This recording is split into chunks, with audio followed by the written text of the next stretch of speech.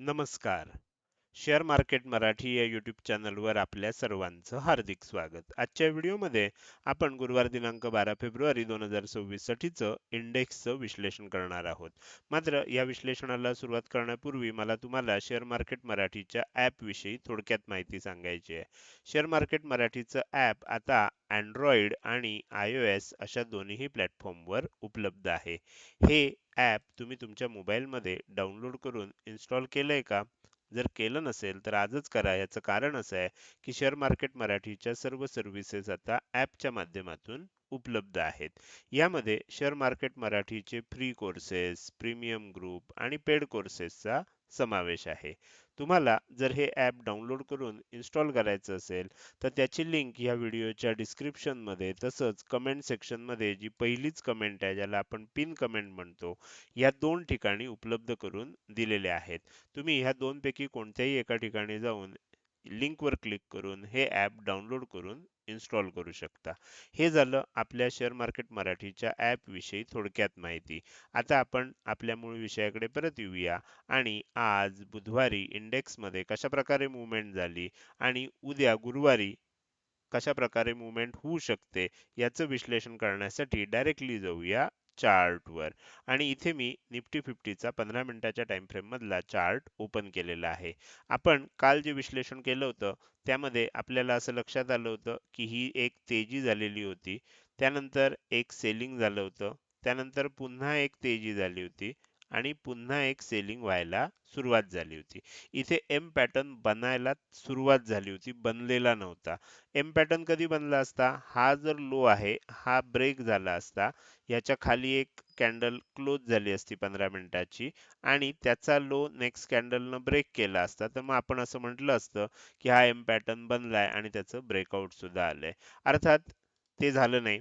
आणि दुसरी महत्वाची गोष्ट मी काय सांगितली होती की नुसता हा एम पॅटर्न बनणं आणि त्याचं ब्रेकआउट येणं इम्पॉर्टंट नाहीये, तर त्यासोबत ही जी 25,870 ची ॲस्ट्रो लेवल आहे ह्याच्या खाली सुद्धा टिकणं म्हणजे ह्या लेवलचं सुद्धा ब्रेकआउट येणं अपेक्षित होतं.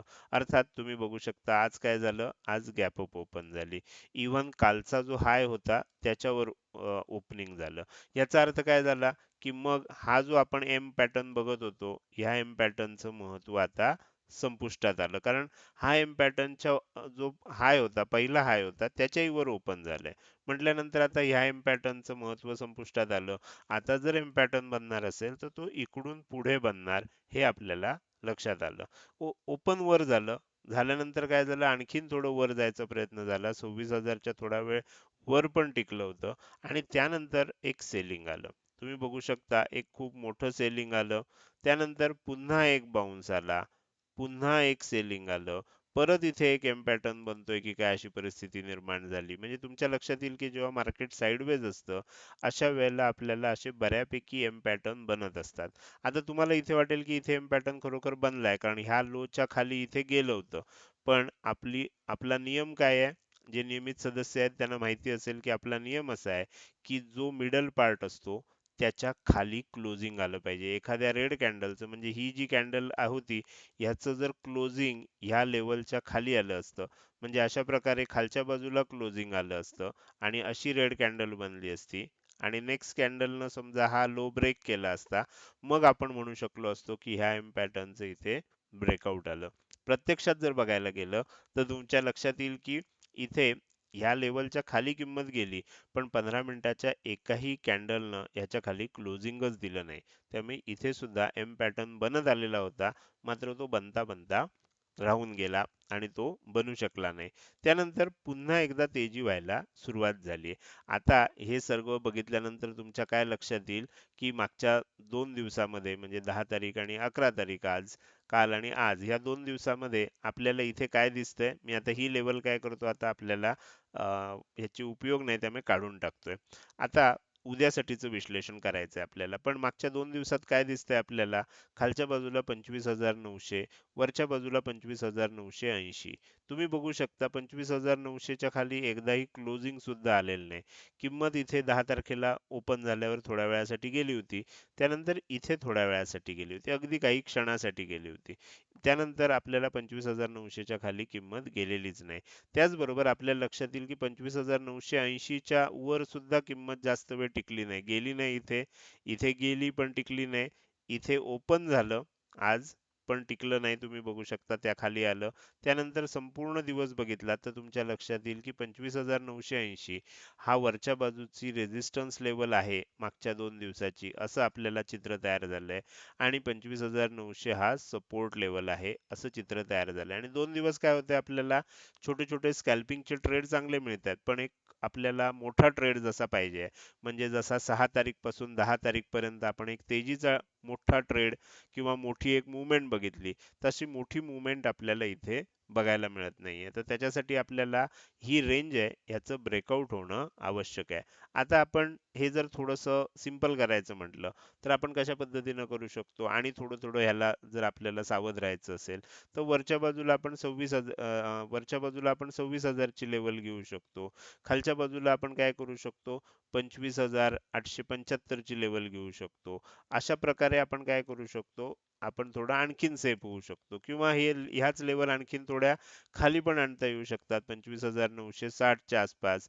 आणि इथे बघायला गेलं तर 25,920 च्या आसपास. तुम्हाला अशा पद्धतीने एक रेंज ठरवावी लागेल. आपण एक ब्रॉड रेंज ठरवली आहे, 25,900 ते 25,980. ह्या रेंजच्या ज्या दिशेनं ब्रेकआउट येईल, बरं ब्रेकआउट म्हणजे असा ब्रेकआउट उपयोगाचा नाही, म्हणजे वर ओपन झालं, थोडा वेळ टिकलं, पण लगेच खाली आलं, असं उपयोगाचं नाही. त्याच्यावर एक 10-15 मिनिटं, 20 मिनिटं, अगदी 25 मिनिटं, अर्धा तास तिथे टिकलं पाहिजे. तर आपण म्हणू शकतो की मग वरच्या बाजूनं ब्रेकआउट आलाय किंवा खालच्या बाजूनं ब्रेकडाऊन झालंय, असं आपल्याला मग म्हणता येईल. तर ह्या दोन लेवलच्या आसपास कुठे जोपर्यंत ब्रेकआउट होत नाही, तोपर्यंत आता काय होतं बऱ्याच वेळेला, आता इथे आपण एक पोल अँड फ्लॅग पॅटर्न सारखं सुद्धा बघू शकतो. मागच्या 2-3 दिवसापूर्वी तेजी झाली होती, आणि मग आपल्याला आता इथे साईडवेज जाते, म्हणजे हा पोल आहे आणि हा फ्लॅग असल्यासारखी परिस्थिती आपल्याला दिसू शकते. आणि मग ह्याच्यामध्ये काय होऊ शकतं, वरच्या बाजूला ब्रेकआउट येऊ शकतं. त्यामुळे हे जर वर ब्रेकआउट येणार असेल, तर साधारणपणे आपल्याला 26,000 चे लेवल ब्रेक होण्याची वाट बघावी लागेल. थोडं वरच्या बाजूला जास्त सावध राहावं लागतं. खालच्या बाजूला थोडंसं कमी सावध असलं तरी सुद्धा चालू शकतं. तर 26,000 च्या वर 25,980 किंवा 26,000 च्या वर जेव्हा टिकायला लागेल, त्यानंतरच आपण वरच्या तेजीचा विचार करू शकतो. त्यामुळे आता उद्यासाठीचं विश्लेषण असं आहे, उद्या परत तेजी झाली आणि ही तेजी होत असताना जर 26,000 च्या वर टिकलं, तर मग आपण विचार करू शकतो की आणखीन तेजी होईल, बाय ऑन डिप्स होईल. अशा प्रकारचं आपल्याला इथे लक्षात ठेवायचं. म्हणजे 25,980 आणि 26,000 हा जो रेझिस्टन्स झोन आहे, हा जर ब्रेक झाला, तर आपल्याला तेजी बघायला मिळू शकते. साधारणपणे आपण इथे जर बघितलं, तर 25,900 आणि खाली बघायला गेलं तर 25,880, अशा जर दोन लेवलचा विचार केला, तर हा सपोर्ट झोन आहे. म्हणजे जोपर्यंत हा सपोर्ट झोन खालच्या दिशेनं तुटणार नाही किंवा हा रेझिस्टन्स झोन वरच्या दिशेनं तुटणार नाही, तोपर्यंत आता निफ्टीमध्ये एक मोठी मूव्हमेंट आपल्याला बघायला मिळणार नाही. कदाचित ती मोठी मूव्हमेंट उद्या बघायला मिळण्याची शक्यता आहे. तर असं आपल्याला दिसतंय. पण ह्याच्यासाठी ह्या दोन लेवल आपल्याला व्यवस्थित लक्षात ठेवायला पाहिजेत. बाकी आपण आपले जे चॅनल मेंबर्स आहेत त्यांच्यासाठी मार्केटमध्ये जी प्रत्येक मूव्हमेंट होत होती, त्या प्रत्येक मूव्हमेंट नंतर मी तुम्हाला त्याचं काय काय होऊ शकतं ते सांगत होतो, आणि जसं सांगत होतो तसंच मार्केटमध्ये मूव्हमेंट होताना आपल्याला बघायला मिळत होती. तर हे झालं निफ्टी 50 मध्ये आज काय झालं आणि उद्या काय होऊ शकतं. आता आपण पुढे जाऊया आणि बँक निफ्टीचं विश्लेषण करायला सुरुवात करूया. बँक निफ्टीमध्ये सुद्धा आपल्याला काल असं वाटत होतं की मी थोडंसं आता झूम करून दाखवतोय, म्हणजे हे चित्र व्यवस्थित तुम्हाला क्लिअर दिसेल. तर काल आपल्याला असं वाटत होतं की इथे ही एक तेजी झाली आहे, त्यानंतर हे सेलिंग झालंय, त्यानंतर इथून वर गेले आणि इथे एम पॅटर्न बनतो की काय, अशी परिस्थिती निर्माण झाली होती. तुम्ही बघू शकता आज काय झालं, गॅप अप ओपन झालं. त्यामुळे आपण असं म्हणू शकतो की इथून मग खाली आला. आता इथे जर बघितलं तर तुम्हाला काय दिसेल, ब्रेकआउट पण झाला. ब्रेकआउट पण झाला, पण आपण जी लेवल दिलेली होती त्या लेवलच्या खाली टिकलं नाही, आणि तिथूनच आपल्याला बाउन्स आला. म्हणजे इथे एम पॅटर्न बनला, पण आपण जी ॲस्ट्रो लेवल दिलेली होती त्या ॲस्ट्रो लेवलच्या खाली काही टिकलं नाही, आणि त्यामुळे आपल्याला काय झालं, इथे सुद्धा एम पॅटर्न बनला असला तरी हा एम पॅटर्न टिकला नाही, हा फेकआउट झाला, फेक ब्रेकआउट आला, असं आपण इथे म्हणू शकतो. आणि त्यानंतर आता काय होतंय, तेजी होताना आपल्याला बघायला मिळते. अशा प्रकारे आपण आता तेजी करतोय. आता जसं आपण निफ्टीचं विश्लेषण केलं, बँक निफ्टीचं विश्लेषण पण त्याच पद्धतीनं आपल्याला करायचं आहे. बँक निफ्टीमध्ये जर तुम्ही इथे बघितलं तर तुमच्या लक्षात येईल की 3 दिवस 9 तारीखपासून 9 तारीख असेल, 10 तारीख असेल, आज 11 तारीख असेल, या रेंजमध्ये म्हणजे खालच्या बाजूला बघितलं तर 60,500 ची लेवल आहे. तुम्ही बघू शकता इथे सपोर्ट घेतला, इथे वरनच सपोर्ट घेऊन गेलं, इथे पण थोडंसं वरनं घेतलं, इथे खाली आलं होतं पण ब्रेकआउट झाला. नेक्स्ट कॅन्डलनं हा लो काही ब्रेक केला नाही, त्यामुळे इथून पुन्हा बाउन्स झाला. तर अशा प्रकारचं चित्र आपल्याला इथे सर्व दिसतंय. आणि वर बघायला गेलं तर 60,800 ची लेवल आहे बघा, इथे 60,800 च्या आसपासच हाय बनला, इथे सुद्धा 60,800 च्या आसपास रेजिस्टन्स घेतलाय आणि इथे शेवटी सुद्धा आपल्याला 60,800 च्या आसपासच रेजिस्टन्स घेतलेला दिसतोय. आता ह्याच्यामध्ये सुद्धा वरच्या दिशेनं जायचं असेल तर आपल्याला वरच्या दिशेनं ब्रेकआउट 60,800 च्या वर टिकलं पाहिजे प्रॉपर पद्धतीनं आणि ब्रेकआउट आला पाहिजे, किंवा खाली जायचं असेल तर 60,500 च्या खाली प्रॉपर पद्धतीनं टिकलं पाहिजे आणि खालच्या बाजूला ब्रेकडाऊन झालं आपल्याला दिसलं पाहिजे. असं जर होत असेल तरच आता आपल्याला उद्या ब्रेकआउट बघायला मिळू शकतं. सध्या ज्या पद्धतीनं मार्केटची मुवमेंट होतीये, हे कदाचित येणाऱ्या काळामध्ये होणाऱ्या मोठ्या तेजीसाठीचं अक्युमुलेशन पार्ट असू शकतो असं वाटतंय. अर्थात जर अक्युमुलेशन असेल तर एकदा खाली जाऊन इथे सुद्धा एकदा फेक ब्रेकआउट देऊन मग मोठी तेजी होण्याची शक्यता सुद्धा नाकारता येत नाही. तर त्यामुळे आपल्याला थोडंसं येणारे 1-2 दिवस आणखीन जपून राहणं आवश्यक आहे. हे झालं निफ्टी आणि बँक निफ्टीचं विश्लेषण. आता पुढे जाऊन आपण सेन्सेक्सचं विश्लेषण करणारच आहोत. मात्र त्यापूर्वी मला तुम्हाला आपल्या YouTube चॅनल मेंबरशिप विषयी अधिक माहिती सांगायची आहे. तुम्ही आता आपल्या YouTube चॅनलवर जॉइन बटनला क्लिक करून चॅनल मेंबरशिप घेऊ शकता. आता ही संपूर्ण प्रोसेस YouTube वर करायची आहे तुम्हाला. तर YouTube चॅनल आपला ओपन केल्यानंतर सबस्क्राईब बटनच्या शेजारी जॉइन बटन असतं. त्याच्यावर क्लिक केल्यानंतर तुम्हाला तिथे 4 ऑप्शन दिसतील. पहिला ऑप्शन असेल ब्रॉन्झ मेंबर, दुसरा असेल सिल्वर मेंबर, तिसरा असेल गोल्ड मेंबर आणि चौथा असेल प्लॅटिनम मेंबर. तुम्हाला ह्यापैकी गोल्ड किंवा प्लॅटिनम मेंबरशिपच सध्या घ्यायची आहे, कारण अजूनही मॅक्झिमम सदस्य आपले ह्याच 2 कॅटेगरीमध्ये आहेत. ब्रॉन्झ आणि सिल्वर मेंबरशिप अजून आपण प्रॉपर पद्धतीनं चालू केलेली नाहीये. तर ह्या पद्धतीनं तुम्ही कोणतेही एक मेंबरशिप घेऊ शकता. प्रत्येक मेंबरशिपमध्ये आपल्याला काय काय फीचर्स असणार हे तुम्हाला तिथेच YouTubeवर जॉइन बटनला क्लिक केल्यावर दिसू शकेल.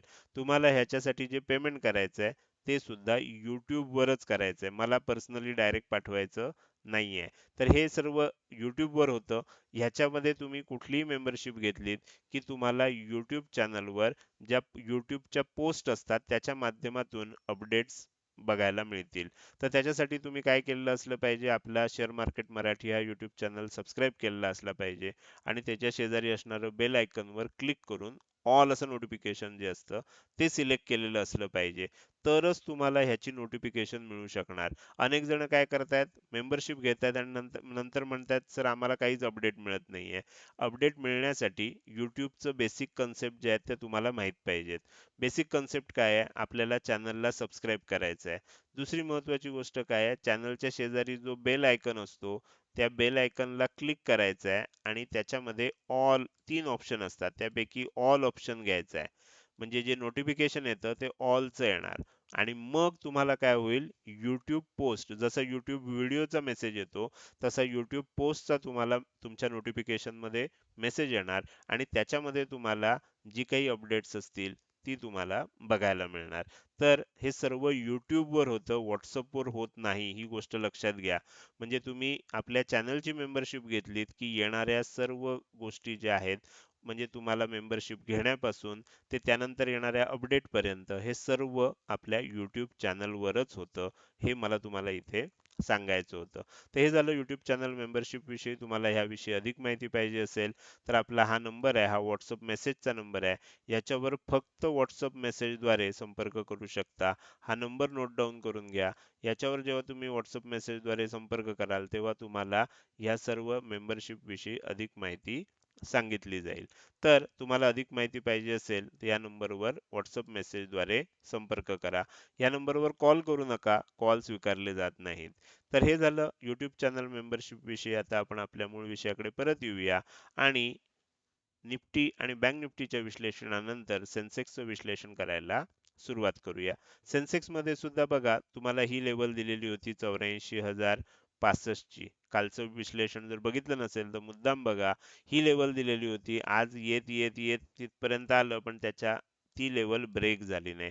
आता इथे सुद्धा जर तुम्ही बघितलं तर तुमच्या लक्षात येईल काय झालं होतं की इथे एम पॅटर्नचं ब्रेकआउट आलेलं होतं. पण ब्रेकआउट टिकलं का? तर ह्या लेवलच्या खाली एक रेड कॅन्डल क्लोज झाली. पण त्याचा लो तुटला का? त्याचा लो नाही तुटला. आणि त्याच्यासाठी कन्फर्मेशनसाठी आपण ही ॲस्ट्रो लेवल पण दिली होती. डबल कन्फर्मेशन आपल्याला करायचं होतं. एक म्हणजे ह्या लेवलचं ब्रेकआउट होणं अपेक्षित आहे आणि दुसरं म्हणजे ह्या लेवलचं ब्रेकआउट होणं. ह्या दोन्ही लेवलचं ब्रेकआउट झालं तरच आपल्याला खात्री होणार की हा एम पॅटर्न जो आहे ह्याच्यानंतर आणखीन सेलिंग आपल्याला बघायला मिळू शकतं.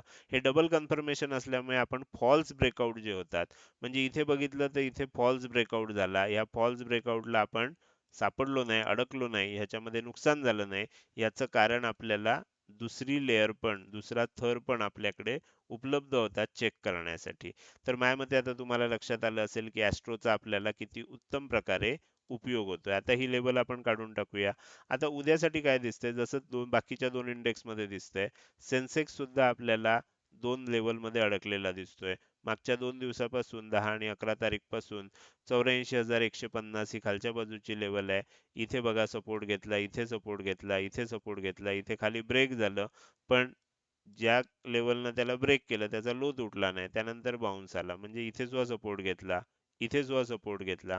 अशा प्रकारे आपल्याला लक्षात येते. वरच्या बाजूला बघायला गेलं तर 24,490 ची लेवल दिसतेय. ज्याच्यावर आपल्याला किंमत टिकलेली नाही. आणि इथे एक तुम्हाला असं लक्षात येईल की इथे आपण एक आणखीन ट्रेंड लाईन काढली आहे. ही ट्रेंड लाईन काय सांगते की हळूहळू लो जर बघायला गेलं म्हणजे मध्येच हा एक अपवाद जर वगळला म्हणजे आजचा ओपनिंगचा तर लो आपल्याला हे जे हाय बघायला गेले तर हे लोअर हाय बनताना आपल्याला दिसत आहेत. तर अशा पद्धतीने आपल्याला एक तिरकी ट्रेंड लाईन दिसते. म्हणजे आपण आता काय म्हणू शकतो तुम्हाला जर इथे बघायचं असेल तर ही एक ट्रेंड लाईन आहे. त्यानंतर ही एक लेवल आहे आणि ह्या दोन लेवलला आपण एकत्र केलं तर आपल्याला काय दिसतंय एक ट्रायंगल पॅटर्न होताना दिसतोय. आणि हा ट्रायंगल पॅटर्न जो आहे याच्यामध्ये जर वरच्या बाजूला ब्रेकआउट यायचं असेल तर ही ट्रेंड लाईन ब्रेकआउट केली पाहिजे, याच्यावर टिकलं पाहिजे. नेक्स्ट कॅन्डलनं त्याचा हाय ब्रेक केला पाहिजे आणि मी जी काही ॲस्ट्रो लेवल सांगेन ती सुद्धा क्रॉस केली पाहिजे. असं सर्व जर झालं तर मग इथून तेजी होऊ शकते आणि येणाऱ्या काळात आणखीन आपल्याला वर जाताना बघायला मिळू शकतं. मात्र तसं झालं नाही आणि 84,150 च्या खाली टिकायला लागलं तर मात्र सेलिंग कंटिन्यू होण्याची शक्यता आहे. हे देखील आपल्याला इथे लक्षात घेतलं पाहिजे. तर हे झालं तिन्ही इंडेक्समध्ये आज काय झालं आणि उद्या काय होऊ शकतं याचं केलेलं विश्लेषण. आता आपण या व्हिडिओच्या अगदी शेवटी आलोय. जाता जाता मला तुम्हाला विचारायचं आहे की आजचा हा व्हिडिओ तुम्हाला कसा वाटला? जर आवडला असेल तर नक्कीच तुम्ही या व्हिडिओला एक लाईक करू शकता. कसा वाटला हे कमेंट सेक्शनमध्ये टाईप करून सांगायला अजिबात विसरू नका. लक्षात ठेवा तुमची एक लाईक आणि एक चांगली कमेंट हीच माझ्यासाठी प्रेरणा असते ज्याच्या सहाय्यानं रोजच्या रोज हे विश्लेषणाचे व्हिडिओ मी करत असतो. त्यामुळे व्हिडिओ बघायला सुरुवात केल्या केल्या व्हिडिओला लगेच लाईक करत जा आणि व्हिडिओ बघून झाल्यानंतर तो कसा वाटला काही प्रश्न असतील, शंका असतील किंवा तुम्हाला मला काही सांगायचं असेल तर ते कमेंट सेक्शनमध्ये टाईप करून अवश्य सांगा. त्याचसोबत आजचा हा व्हिडिओ तुम्ही अजूनपर्यंत बघताय आणि अजूनही जर तुम्ही शेअर मार्केट मराठी या आपल्या यूट्यूब चॅनलला सबस्क्राईब केलं नसेल तर सबस्क्राईब करा आणि शेजारी असणाऱ्या बेल आयकनला क्लिक करून ऑल असं नोटिफिकेशन निवडा. म्हणजे इथून पुढे रोजच्या रोज येणारे हे विश्लेषणाचे व्हिडिओ मी अपलोड केल्या केल्या तुम्हाला विनाविलंब बघता येतील. आजच्या व्हिडिओमध्ये मी इथेच आपली रजा घेतोय. धन्यवाद.